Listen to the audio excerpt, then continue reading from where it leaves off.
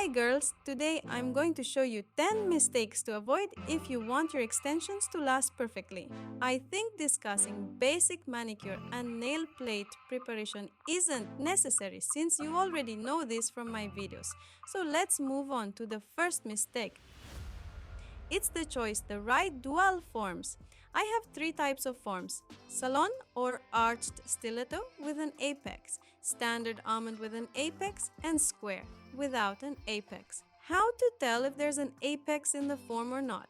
Look at it from the side. If there's a bump on the form, it means it comes with architecture. And you can also see elevation on the form.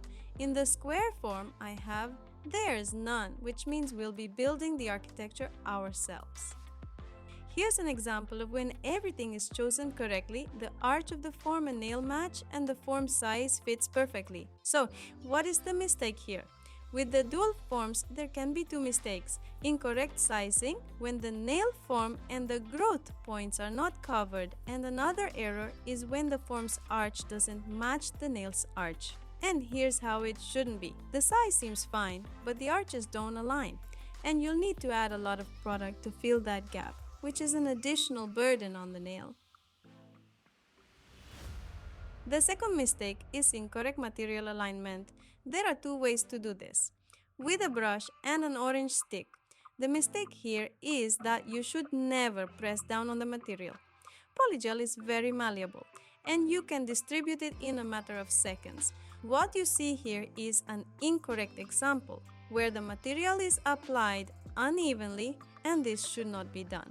We dampen the stick into the dehydrator and then carefully distribute the material with both the brush and the stick.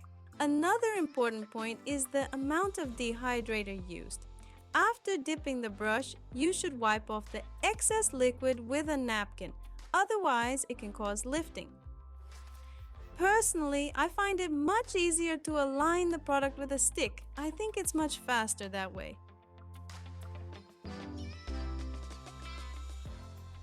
Here's an example of properly distributed product. It's all even, nothing shines through, and that's very good. When aligning with a brush, it's important to watch the sidewalls. There should be enough product there to create strong stress ridges that won't break during filing. The third mistake is too much pressure on the form when applying it to the nail. If you press too hard, the material may seep beyond the boundaries of the form and the extension won't hold well.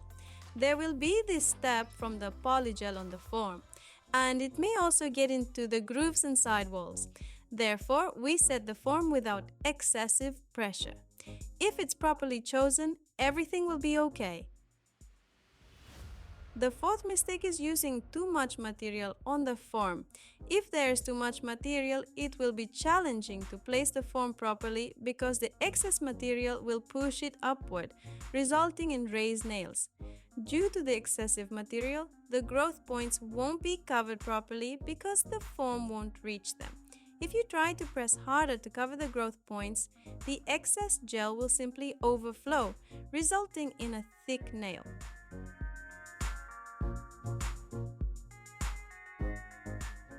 But what if you take too little product? First of all, it will be difficult to distribute it evenly since there's just not enough of it. The material will be translucent. And even if we manage to apply it to the nail, such an extension definitely won't hold because there will be very little material in the stress area, and the nail will break right at the line where the natural nail transitions to the artificial one. So it's important to use the right amount of product. Don't pour out half a tube, and don't try to extend length with just a tiny drop. The fifth mistake is applying the form too close to the cuticle. You won't be able to file it off without injury even with the safest bit, and the color or gel coating won't be smooth due to the thickness of the material. In such delicate areas, lifting is almost guaranteed. The product will also get into the proximal and side walls, from where it will be very difficult and traumatic to remove. The sixth mistake is applying the form too close to the free edge. The nails won't hold because when they grow out, they will crack at the stress points to improperly distributed stress.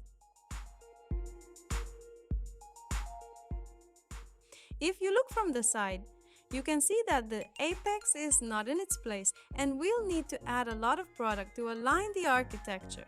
This will put a stress on the nail and it will end up thick again. The seventh mistake that many beginners overlook is what happens under the nail. I'm talking about this ledge. Everyone gets it differently, but it needs to be removed as it's unsightly and a lot of dirt will accumulate under it as the nail grows out. So we definitely remove it either with a brush before curing or with a bit after curing. I advise doing it before polymerization as it's not always possible to remove it with a bit, especially if it's close to the skin, and that would be painful.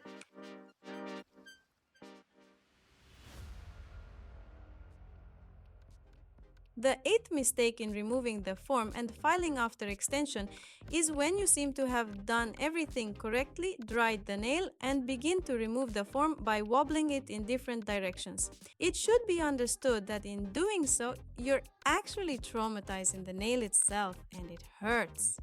All you need to do is press on the form where the material ends and it will easily come off. If the form doesn't come off on its own, don't force it off. You can use an orange stick and it will come off without any problems.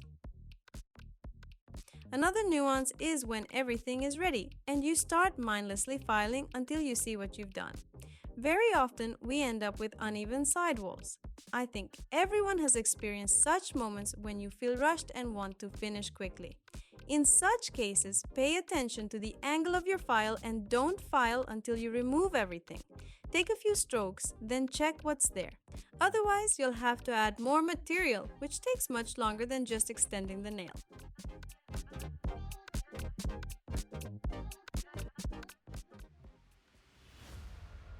Point 9 is not an error, but rather a tip how to place the form close to the cuticle without compromising the quality of the extension and avoiding material lifting, which usually happens.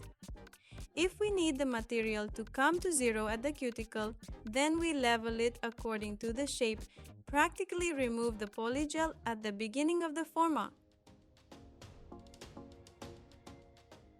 and with a smooth movement, put the form on the nail, fixing it with a UV lamp.